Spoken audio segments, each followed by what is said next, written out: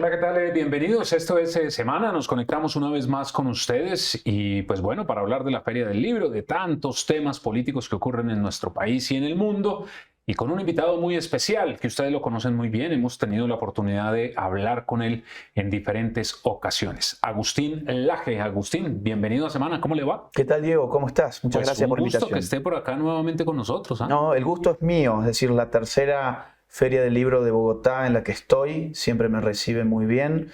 El público colombiano es excepcional porque es un pueblo al que le gusta mucho la política. Entonces, para un escritor de ciencia política como yo, venir aquí siempre es un gran honor. Bueno, pero entonces cuéntenos cómo es el tema del lanzamiento del libro, porque es en la Feria del Libro, por supuesto, pero es un libro del que ya habíamos hablado hace unos meses acá incluso. Sí, porque el libro fue lanzado en octubre del año pasado. Y bueno, la Feria del Libro es en mayo, con lo cual todavía estamos dentro del margen de meses apropiado para lanzarlo públicamente.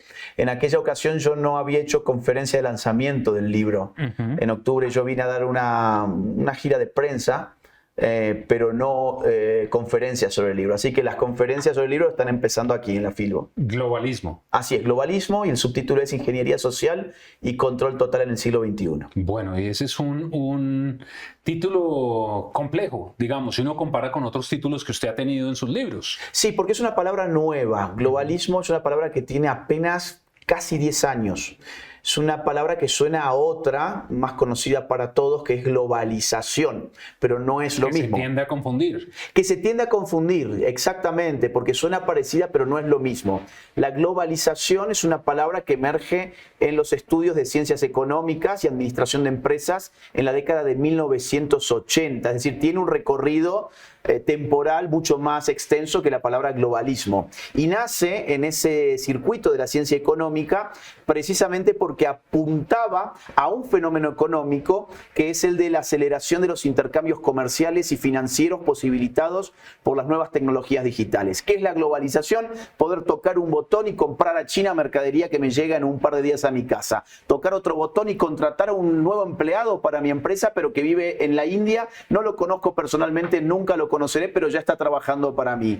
Toco otro botón y muevo mi capital de un banco de un país a un banco de otro país en la otra punta. Eso es la globalización. El globalismo es un fenómeno político, no económico, es político, es decir, refiere a la forma en que son dominados los hombres, dónde se va concentrando el poder. Bueno, el poder empieza a redistribuirse en favor de organismos supraestatales. Esa es la gran tesis del libro, es decir, el poder político antes encapsulado en el Estado nacional, un Estado soberano, cada vez depende más de lo que se digita como agenda política desde organismos supraestatales, y esto tiene grandes riesgos que son los que planteo y critico en el libro. Pues ya vamos a hablar si ese término del globalismo cómo lo aterrizamos acá en Colombia. Pero Agustín, entonces ya han pasado 6, 7 meses desde que ese libro salió a la venta. ¿Cómo le ha ido? Porque sus libros siempre son un éxito. Bueno, se han vendido más de 50.000 copias ya.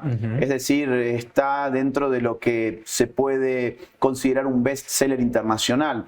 Es una literatura digamos, de filosofía política, de ciencia política, pensada justamente para mover la crítica social a un tema que no suele estar sobre la mesa. Yo siempre escribo, trato de escribir de temas que todavía no están sobre la mesa para anticiparme a los hechos. Te pongo algunos ejemplos. Mi libro, El libro negro de la nueva izquierda, hablaba de ideología de género, aborto, LGBT, feminismo, y ese libro fue escrito en el año 2014, cuando nada de eso se hablaba. Después explotó. El libro La batalla cultural, yo lo publiqué en el año 2022 y lo que ofrecía allí era una estrategia para que la nueva derecha llegara al poder. Bueno, solo un año y medio más tarde, en Argentina logramos que la nueva derecha, con una estrategia de batalla cultural en cabeza de Javier Milei, llegara al poder. Luego vino Generación Idiota. Generación Idiota hablaba sobre el wokeismo, término que todavía no existía en nuestro idioma, o por lo menos no se hablaba en el mundo hispanohablante. Bueno, ahora todo el mundo está hablando contra el wokeismo, que es algo que ya se trató en el libro Generación Idiota. Por eso era globalismo. La gente puede estar desconcertada y decir, ¿de qué irá este libro? Todavía no sé de qué va este tema. Bueno, por eso yo escribo para para esa gente que siempre quiere estar anticipándose a los hechos más que describiendo lo que tenemos frente a nuestras narices. Ahora, con algo positivo también es que los jóvenes están leyendo sus libros, Sí. que eso es muy positivo, digamos. Por supuesto, cada país maneja unas cifras diferentes de lectura, pero acá es muy positivo que los jóvenes están leyendo sus libros. Mira, se ha dado un gran giro en lo que tiene que ver con mi público. El primer libro que publiqué fue en el año 2011, se tituló Los mitos setentistas, y las conferencias que yo daba, el 85% del salón tenía por lo menos 60 años, es decir, yo tenía un público muy mayor en edad. Algo pasó, supongo que son las redes sociales, supongo que también es el giro rebelde que ha dado la derecha. Antes la derecha era muy acartonada, le faltaba mística, le faltaba épica, le faltaba rebeldía en una palabra. Bueno, ahora hoy hay una nueva derecha muy rebelde. En el caso, insisto, hispanoamericano, el ejemplo más claro es el de Javier Milei, aunque podemos también pensar en un ejemplo centroamericano como Nayib Bukele. Podemos pensar en Santiago Abascal en España, que está llegando cada vez más a los jóvenes españoles también. Entonces, si unimos eso con las redes sociales, es bastante comprensible que cada vez un escritor de derecha como yo tenga más público joven. Hoy se calcula que mis lectores, más o menos entre un 70 y un 75% deben tener menos de 30 años. No, muy bueno que los jóvenes estén leyendo. Agustín, el año pasado usted nos dijo que iba a estar en un centro de pensamiento, iba a dirigir un centro de pensamiento en Argentina. ¿Empezó finalmente? Empezó, se llama Fundación Faro. Estamos formando a los futuros líderes políticos de Argentina, obviamente con una óptica libertaria. Nosotros impulsamos las ideas de Javier Milei en Argentina. Tenemos además muy buenos contactos dentro de la Libertad Avanza, con lo cual recibimos también a gente del partido de Javier Milei y brindamos cursos de formación. Cursos que además los hemos abierto para el público de América Latina en general. Tenemos un montón de alumnos de aquí de Colombia, por ejemplo, ¿Sí? que ya están tomando los cursos. Sí, efectivamente. Por ejemplo, el otro día estuve en Medellín dando una conferencia y en la parte de la firma de los libros mucha gente me decía, yo estoy tomando los cursos de la Fundación Faro.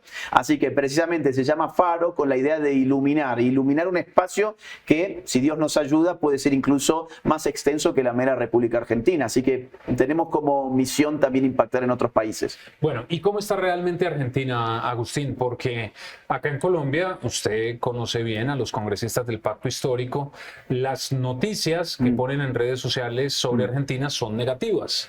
Pero por eso le pregunto, ¿cuál es la realidad? Bueno, vamos a describirlo con datos, porque una cosa es el relato y otra cosa es el dato.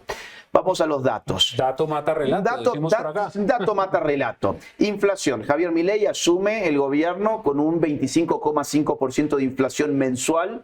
Hoy la inflación ronda los 3 puntos mensuales y está decreciendo a toda velocidad. Se espera que muy pronto llegue al 1% mensual. Dijeron que, bueno, Javier Milei podía domar la inflación, pero dado que la había domado por vía de un ajuste fiscal monumental de 15 puntos del PBI, era inevitable tener una recesión. Argentina iba a caer en una recesión infernal que iba a multiplicar la pobreza y el país iba a venir abajo. Lo cierto es que la recesión en Argentina duró solo un puñado de meses. Ahora la Argentina está creciendo entre un 6 y un 7%. Su economía está volando a lo que hasta hace poco llamábamos tasas chinas. Decían, por ejemplo, que el desempleo y que la pobreza se iba a multiplicar. Fíjate qué interesante. Cuando Javier Milei asume el poder, la pobreza se ubicaba en torno al 55%. O sea, más de la mitad del país estaba bajo la línea de la pobreza. En la última medición que se hizo con la misma metodología y con los mismos instrumentos estadísticos, la pobreza cayó al 38%. Te lo repito, pasamos del 55% de pobres al 38% en tan solo un año de gobierno de Javier Milei, lo que equivale a prácticamente 8 millones de personas en Argentina que han salido de la pobreza. Luego, te pongo otro dato más muy importante. Decían que Milei, cuando asumiera, iba a ser tal desastre que el dólar se iba a disparar. En ese momento estaba en 1.300 cuando él asume el poder, se iba a disparar supuestamente a 3.000 o hasta 7.000 pesos, decían algunos. Bueno, hoy el dólar en realidad está en 1.100 pesos aproximadamente. Con cepo cambiario fuera, o sea, con un sistema de libertad económica para adquirir dólar americano, y tenemos el dólar totalmente controlado, incluso a la baja, si lo comparamos con el precio que tenía cuando Milei asumió el poder. Con lo cual verás que los indicadores económicos son muy claros. Argentina está creciendo, ha controlado la inflación, ha controlado los problemas cambiarios, y bueno, la gente tiene que votar ahora en octubre y esperamos que convalide todo lo que se ha hecho este año. El tema de los subsidios, ¿qué pasó en Argentina? Bueno, esto es muy interesante. Los subsidios para los sectores empobrecidos, que fueron además, hay que decirlo, empobrecidos por el kirchnerismo y por el socialismo del siglo XXI, nunca dejaron de enviarse. O sea, la gente continuó recibiendo su asistencia social por parte del Estado, pero se cambió la metodología, porque lo que hacía el kirchnerismo era buscar intermediadores que eran básicamente militantes políticos que se convertían en empresarios de la pobreza, y ellos recibían los subsidios para una gran cantidad de gente y se los distribuían a cambio de favores políticos. Es decir, construían ejércitos de pobres que les iban a sus manifestaciones políticas a cambio de continuar estando en un listado de personas que reciben un subsidio. Es más, en las manifestaciones les tomaban listas, como cuando te tomaban lista cuando ibas al colegio por apellido, los iban llamando. Entonces, quien iba a la manifestación de izquierdas seguía recibiendo su subsidio, quien no iba a la manifestación de izquierdas no recibía más el subsidio. ¿Qué hizo el gobierno? Quitó a toda esta runfla inmunda y asquerosa de por medio y le mandó directamente los subsidios a la gente que necesita los subsidios. Con lo cual, los pobres en Argentina son votantes de Javier Milei porque hoy le agradecen. Las encuestas son impresionantes. Las clases más bajas son las que más contentas están con el gobierno porque le quitaron a todos estos señorcitos feudales de las izquierdas que se metían en el bolsillo la plata de los pobres mientras jugaban a ser Robin Hood. Bueno, cualquier parecido con Colombia podría pasar. Y lo que pasa es que Colombia ha caído en el socialismo del siglo XXI sin ser un país socialista. A ver, nosotros tenemos una visión, y digo nosotros porque así es como lo vemos de Argentina, tenemos una visión de la región donde hay tres países que son fundamentales: Chile, Perú y Colombia. ¿Por qué motivo? Porque eran países que históricamente enfrentaban al Foro de Sao Paulo, eran la contracara del chavismo y era la salvaguarda de la libertad en América Latina. Chile, Perú, Colombia. Ahora bien, a partir del año 2019 hubo una gran contraofensiva tanto del Foro de Sao Paulo como del Grupo de Puebla, y esos países cayeron finalmente en el socialismo del siglo XXI. Pero ahora vienen elecciones, y vienen elecciones en estos tres países que acabo de mencionar, además de otros como Bolivia, por ejemplo. Ahora, concentrémonos en estos tres países porque es muy interesante lo que va a venir. A fin de año, elecciones en Chile. La nueva derecha, liderada por Johannes Kaiser, está creciendo en las encuestas de una manera muy veloz. Y la izquierda no sabe cómo hacer para ganar una de las elecciones que muy probablemente esté condenada a perder porque el gobierno de Gabriel Boric ha sido muy malo. Perú. En Perú, Pedro Castillo cayó y quedó el gobierno a cargo de su vice, Dina Boluarte, quedó gobernando el Perú, pero ya no apostando por ideologías de izquierda, sino girando hacia el centro. Ahora vienen elecciones también, que serán el año que viene, creo que a principios del año que viene, y ahí uno de los favoritos es el actual alcalde de Lima, Rafael López Aliaga, una persona también de nueva derecha, que está punteando las encuestas. Y luego tenemos Colombia, y ahora sí entramos en el asunto de ustedes. Aquí la cosa, hay que decirlo, es mucho menos clara que en Chile y que en Perú. Por un lado, porque tienen 62, hasta donde yo llegué a contar, 62 candidatos en danza, y hay que ver si incluso podría crecer, ¿por qué no? Hasta ahora, cuando estamos hablando aquí, yo lo que llegué a contar fueron 62. Entonces, no se sabe muy bien quién va a ser la oposición a Petro, quién de todos ellos va a ser el que realmente tenga posibilidades de enfrentar a Petro. Mi humilde sugerencia desde afuera es que sea quien sea, habrá que ponerse detrás de él y empujarlo. A mí personalmente me gustaría que fuese alguien de derecha, pero bueno, en el centro también hay candidatos que podrían llegar a liderar al antipetrismo, eso nunca se sabe. Pero por otro lado, la otra gran duda que yo respiro aquí en Colombia, y hablo con mucha gente, he estado en Santa Marta, en Barranquilla, en Medellín, ahora en Bogotá, en este puñado de días en el que estoy en este país, respiro en el aire incertidumbre respecto de Petro. ¿Va a seguir en el poder? ¿está dispuesto a ceder el poder constitucionalmente o está preparando alguna especie de acontecimiento político de irrupción y movilización de masas, consultas populares que ya ha llamado a realizar? Podría llamar, por ejemplo, a una constituyente como se hizo en Chile en el año 2019. El socialismo del siglo XXI sabe movilizar a las masas y sabe cómo producir acontecimientos políticos por fuera de las líneas y de las vías constitucionales e institucionales. Y Petro, que es un gran admirador de Hugo Chávez y una copia de mala calidad, además de Hugo Chávez, está jugando, a mi juicio, ese tipo de juego, un juego donde genera incertidumbre y los colombianos no saben realmente si Petro va a continuar o no en el poder, si va a buscar un candidato que le represente, quién será ese candidato, porque además está el gran problema, que es que los grandes caudillos históricamente en todas partes han tenido un gran problema a la hora de elegir un sucesor y Petro no va a dejar de tenerlo. Claro, y si usted mira ahora, Agustín, en todo lo que ha pasado recientemente en Colombia, ya el presidente Petro habla nuevamente de un golpe de Estado, y un golpe de Estado donde está metiendo congresistas de Estados Unidos, empresarios de nuestro país, habla del narcotráfico. Es decir, evidentemente él está hablando a su gente. Exacto. Pero ya meter todos estos asuntos es un poco, podría decirse, un disparate. Otra vez, esto es una retórica muy propia del Foro de Sao Paulo. Chávez fue quien mejor entendió la lógica antiimperialista y la que más jugo le sacó. Petro, insisto, es una copia de lo que hizo el otro día con el sable de Bolívar. Es decir, ni siquiera tiene imaginación propia. Él ve que ha hecho Hugo Chávez y él dice control C, control V, copy and paste. Es decir, y trata de hacer exactamente lo mismo. Entonces, ni siquiera es imaginativo, ni siquiera es auténtico.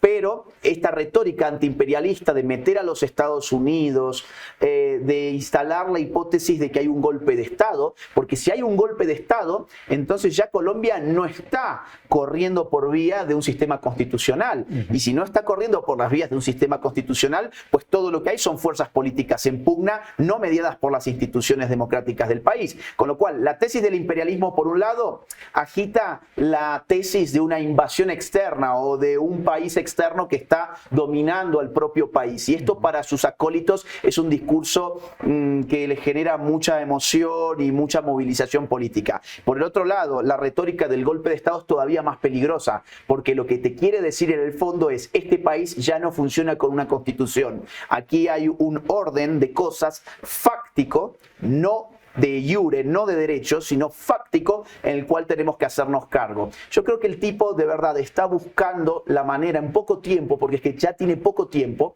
y sabe que en ese poco tiempo él no puede por las vías constitucionales hacer una modificación constitucional, por ejemplo. Él sabe que no lo puede hacer, entonces lo que le queda es la política callejera, el caos, la anarquía, sacudir a las masas, la violencia política, y él tiene de su lado a los violentos. Esto es lo que más preocupa. Él tiene a su lado a los violentos, a las guerrillas, a los grupos de delincuentes, a los narcotraficantes, grupos indigenistas que se pueden poner también muy violentos, la primera línea. Es decir, estamos frente a gente peligrosa que tiene en este momento una retórica que no parece, digamos, ir de la mano con la necesidad de una transición limpia y en paz. Porque mire que varios integrantes de grupos criminales, y en entrevista aquí en Semana, han dicho que no van a hacer la paz con Petro, pero que apoyan al candidato que diga Petro o lo que diga Petro. Eso es peligroso. Es muy peligroso, y es que ellos tampoco pueden decir de manera abierta somos amigos de Gustavo Petro, porque le generaría un problema político a Petro. Yo creo de verdad que, a ver, una de las principales promesas de campaña de Petro era, por ejemplo, acabar con la inseguridad, acabar con las masacres. Y ahora le molesta a Petro cuando la gente habla de inseguridad. Y acabar con el ELN en 3 meses, ¿se acuerda? Y acabar con el ELN en 3 meses. Y todo eso no solo que no ha desaparecido, sino que se ha fortalecido. Y la gente lo sabe. Y aquí ya hay una primera pista, digo, para aquel que quiere enfrentar a Gustavo Petro. El problema de la seguridad probablemente sea en este país el problema número 1 para diseñar una campaña política. Y el segundo punto es cómo presentamos este tema. Yo espero que la oposición entienda que ya no hay lugar para la corrección política, ya no hay lugar para el buenismo y para las frasecitas hechas, simpáticas, en tono woke. Acá lo que la gente quiere es alguien parecido a Bukele. Lo quiere en Colombia, lo quiere en Chile, lo quiere en Perú. ¿Y qué hay que hacer con un delincuente? ¿Cárcel o plomo? Cárcel o plomo. Acá la idea de mandarles ejércitos de psicólogos y de monjitas a convencer al delincuente que no tiene que delinquir, o jugar a la falsa inclusión de que en realidad los delincuentes son víctimas de la sociedad y víctimas del sistema y por eso no habría que criminalizarlos. Toda esta retórica socialistoide que le ha gustado tanto a la nueva izquierda ha generado caos, inseguridad, descontrol, y lo que hoy la gente busca es un Bukele. Basta de la mentira de los derechos humanos, fue toda una coartada para proteger a los delincuentes, basta del buenismo, basta de la corrección política. El candidato que se ponga los pantalones como lo hicieron en El Salvador, creo que puede arrasar contra Petro. Veremos a ver qué ocurre, porque además falta un año, lo que usted dice es muy cierto, hay muchos candidatos, hay que esperar que se decante esa lista. Para poder determinar realmente cómo va a ser la campaña. Ahora, Agustín, hay quienes hacen o tienen esta tesis, que la consulta popular es un primer medidor Sí. para intentar impulsar una constituyente. ¿Usted ve válida esa tesis? Algo de eso es lo que quise sugerir recién cuando te decía que está tratando de movilizar a las masas para sortear el problema institucional que le pone bloqueos y trabas por todos lados. Él va a medir su fuerza, va a medir hasta dónde puede llegar con la consulta popular. Una consulta popular, además, muy responsable. Yo he leído las preguntas. Realmente es de no creer las preguntas. Además, el daño que puede hacer esa reforma laboral a las pequeñas empresas, a las medianas empresas, a aquellos que quieren trabajar en el sector formal de la economía, pero el Estado va a terminar poniendo la vara tan alta que no va a haber empresarios dispuestos a pagar lo que la ley exige o a tener la cantidad de horas que la ley exige, y entonces el sector informal de este país, que ya de por sí es muy alto, aquí hay un 56% de trabajo informal, y el trabajo informal genera un daño a la persona que lo ejerce, pero también a la sociedad que justamente se pierde de la contribución económica en el sistema impositivo de ese tipo de mano de obra o de fuerza laboral. Entonces, el daño que le puede hacer la irresponsabilidad de la demagogia populista de izquierdas a este país es inmensa. Y se lo presentan en forma de preguntas muy simplonas. Yo veía una, por ejemplo, de ¿usted está de acuerdo con recibir paga extra para trabajos después de las 6 p.m.?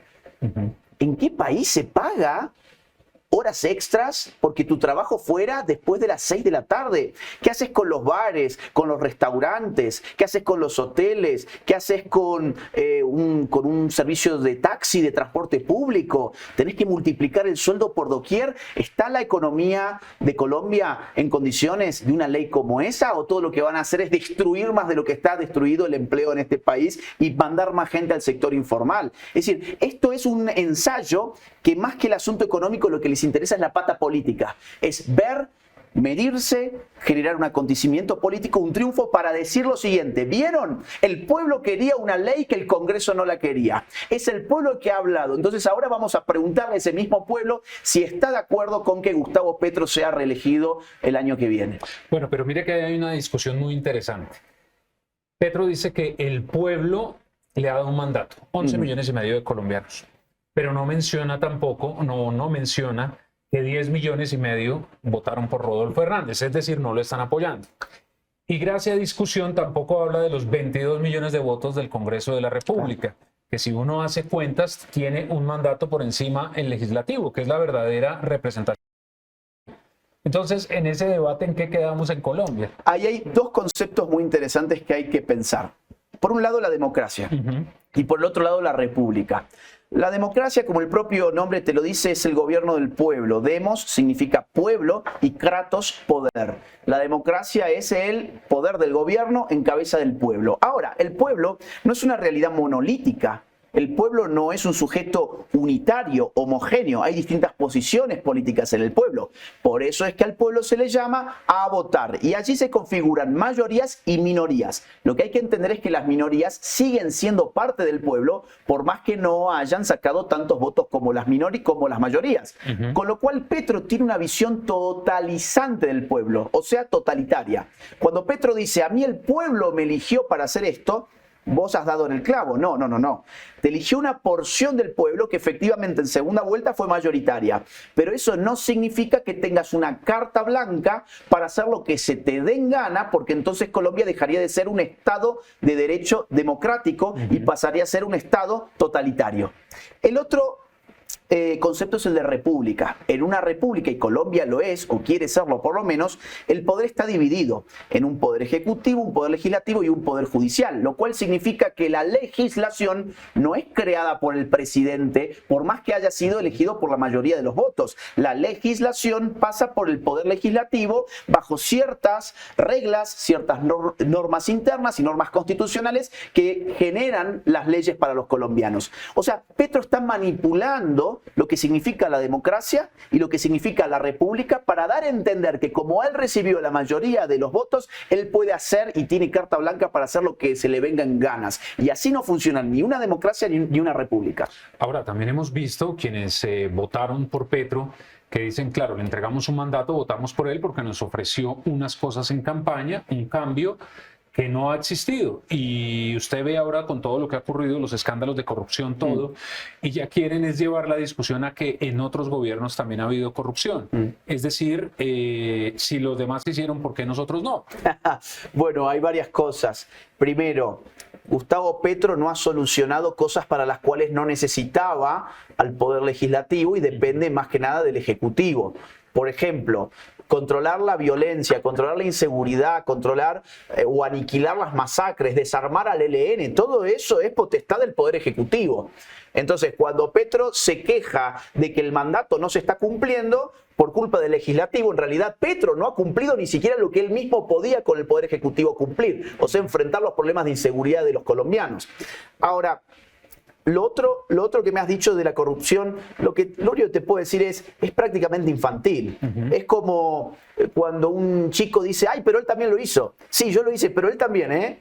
Como cuando regañan a un niño en un colegio y el niño piensa que su responsabilidad es menor porque el compañero hizo exactamente lo mismo. Es infantil, es un comportamiento infantil. Y es todavía más decepcionante para muchos votantes del petrismo, en tanto y en cuanto se suponía que Petro era un cambio radical, no solo de las políticas, sino de la forma de hacer política. Que Gustavo Petro venía aquí a ponerle fin a décadas de una clase política corrupta y corruptora, que estaba agotada en sí misma y que él venía a renovar la política de Colombia, y eso no ha pasado y el tiempo ya ha pasado. Eso no ha ocurrido, el tiempo ya ha pasado, falta muy poco para las elecciones y yo veo este sujeto realmente desesperado, desacreditado internacionalmente.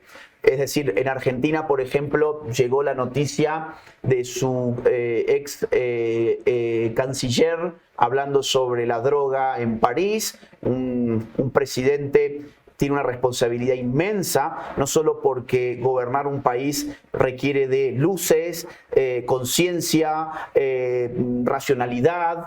Obviamente una persona con problemas de adicción no puede tener luces, ni racionalidad, ni plena conciencia, sino además porque esa persona representa a todos los colombianos. Frente al mundo, esa persona representa a los que lo votaron y a los que no lo votaron, es decir, al pueblo en su totalidad. Claro. Entonces, lo que ha hecho este señor es hacer quedar muy mal al pueblo colombiano porque es la representación de los colombianos.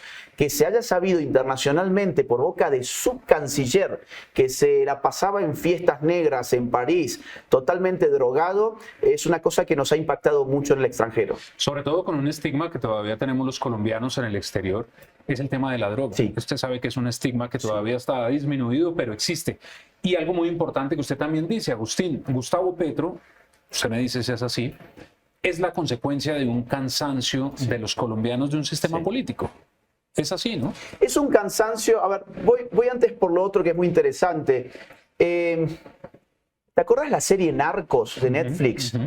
Esa serie, si bien era buena, generó un daño social y cultural inmenso, porque le enseñó a muchos chicos que esa era la vía para poder hacerse rico, para poder tener mujeres, para poder ser famoso. Había que convertirse en narcotraficante. Y aquí yo recuerdo haber venido a Colombia en esa época, en la de la serie Narcos, y que el gobierno hacía un esfuerzo muy grande por mostrar que Colombia no era la serie Narcos, que sí era un problema de la sociedad del narcotráfico, pero que el grueso de los colombianos no eran eso.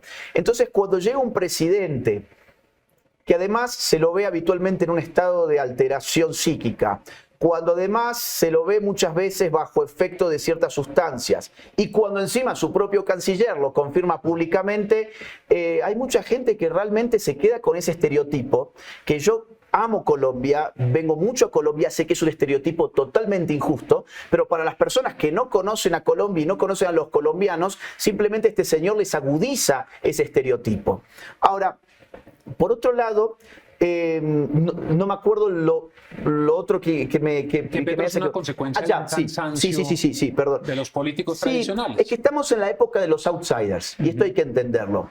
Los outsiders están ganando en todas partes por varios motivos. Uno es el cansancio con la política tradicional, otro muy importante es el fenómeno redes sociales, es decir, cualquier persona sin una gran estructura atrás hoy puede comunicarse de forma directa con millones de conciudadanos.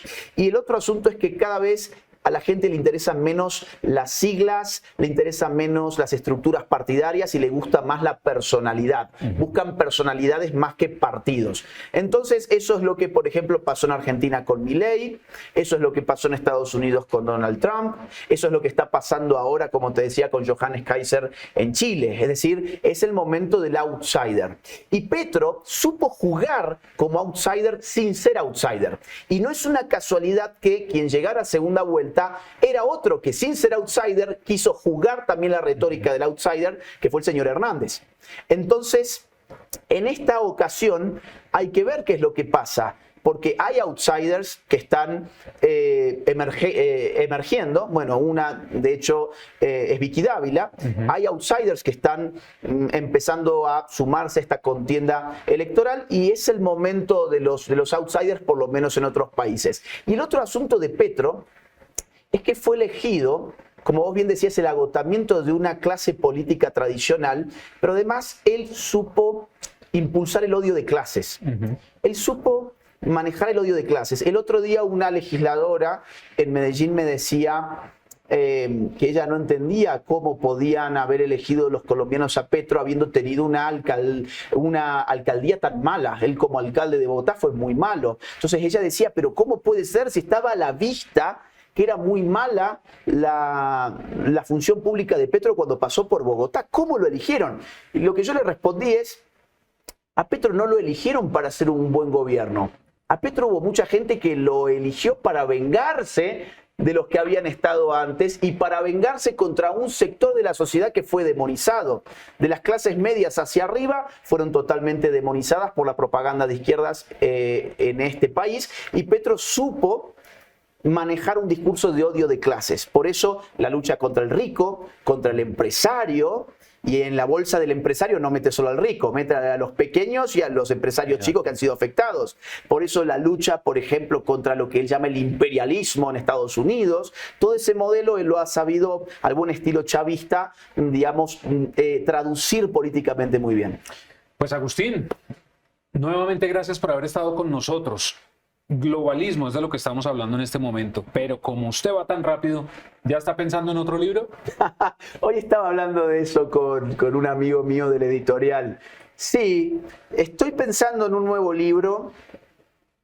No creo que lo pueda escribir al corto plazo porque hoy estamos con urgencias políticas en Argentina, que tenemos elecciones hacia fin de año. Estoy terminando el doctorado en Navarra, con lo cual tengo todavía un año más de tesis doctoral.